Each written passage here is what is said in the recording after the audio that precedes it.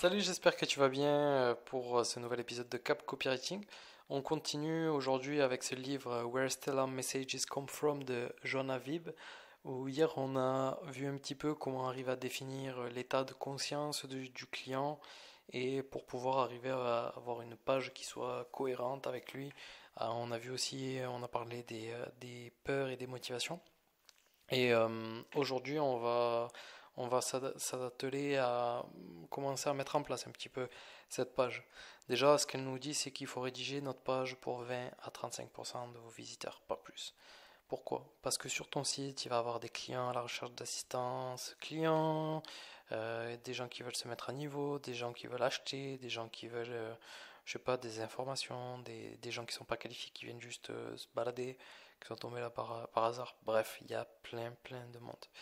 Et donc, pour convertir plus de visiteurs, c'est contre-intuitif peut-être, mais il faut vraiment cibler et rendre plus, enfin, faire une copie qui ne parle pas à tout le monde en fait, qui va parler donc à un quart, un peu plus peut-être de tes visiteurs. Et donc, il faut les choisir, il faut les sélectionner, choisir qui on a envie de convertir.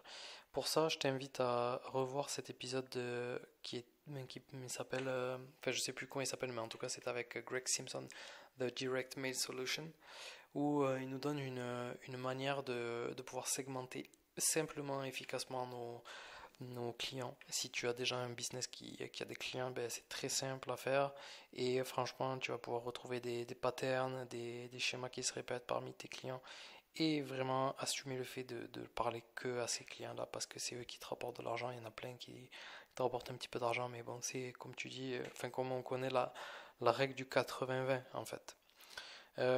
Qu'est-ce qu'on peut dire en plus? Le bonus, le trafic qualifié qui convertit est plus susceptible de rester avec vous, ce qu'elle nous dit. S'il est vraiment satisfait, il vous recommande.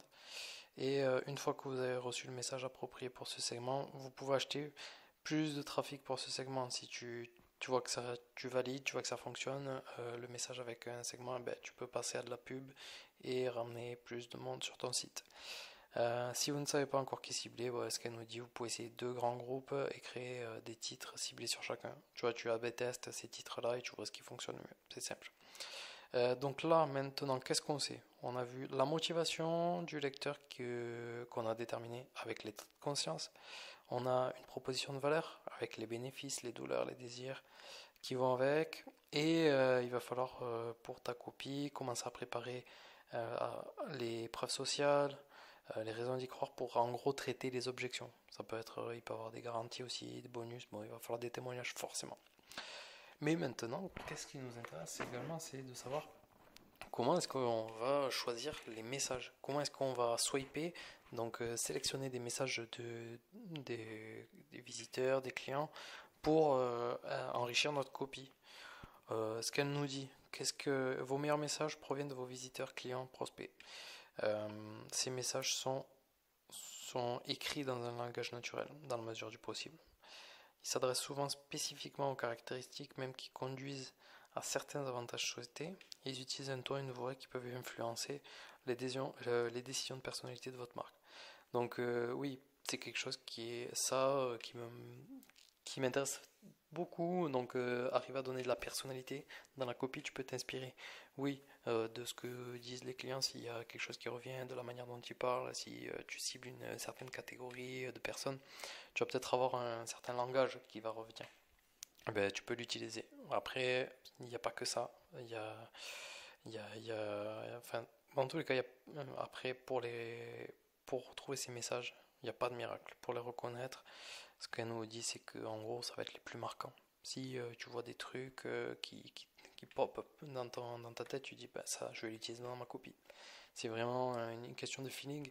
Et le problème quand tu es dans ton business H24, c'est peut-être que tu vas pas te rendre compte que ce que quelqu'un dit, il est marquant. C'est pour ça que c'est bien parfois d'avoir des yeux frais. Comment est-ce que tu peux arriver à trouver du message, de la messagerie de tes clients, de tes prospects, etc. Tu as plein de sources. Ça peut être les emails de support technique qu'ils ont envoyés, les tweets, les posts sur les réseaux sociaux, Facebook. Tu peux regarder sur les groupes Facebook, ça peut être assez intéressant. des témoignages forcément. Peut être les commentaires sur YouTube, je sais que enfin, j'ai déjà fait ça aussi, c'est intéressant, tu peux avoir des choses intéressantes. C'est dans le cas où tu développes un nouveau produit par exemple ou une nouvelle startup, tu vas essayer de trouver des lookalikes, des choses qui ressemblent pour pouvoir utiliser comme message parce que tu vas pas avoir toi tes propres messages. Bon, les interviews forcément c'est le top, les sondages, apprendre avec des pincettes, les messages sur App Store, les messages sur Google My Business. Ce qui est pas mal aussi, c'est de faire des interviews des cofondateurs, des employés, tout le monde qui gravite autour de l'entreprise, ça peut être intéressant. Et bien sûr, les concurrents. Les concurrents, voir, tu essaies d'en faire 5, je pense que c'est pas mal. Et tu vas regarder la proposition de valeur, tu vas regarder s'il y a des choses qui te plaisent, et tu vas pouvoir te dire peut-être que je vais pouvoir l'utiliser quelque part. Voilà pour ça, on va approfondir demain avec une autre partie. Je ne sais pas ce que c'est encore, mais tu le sauras très prochainement. J'espère que ça t'a plu. Si ça t'a plu, ben, dis-le moi. Allez, ciao.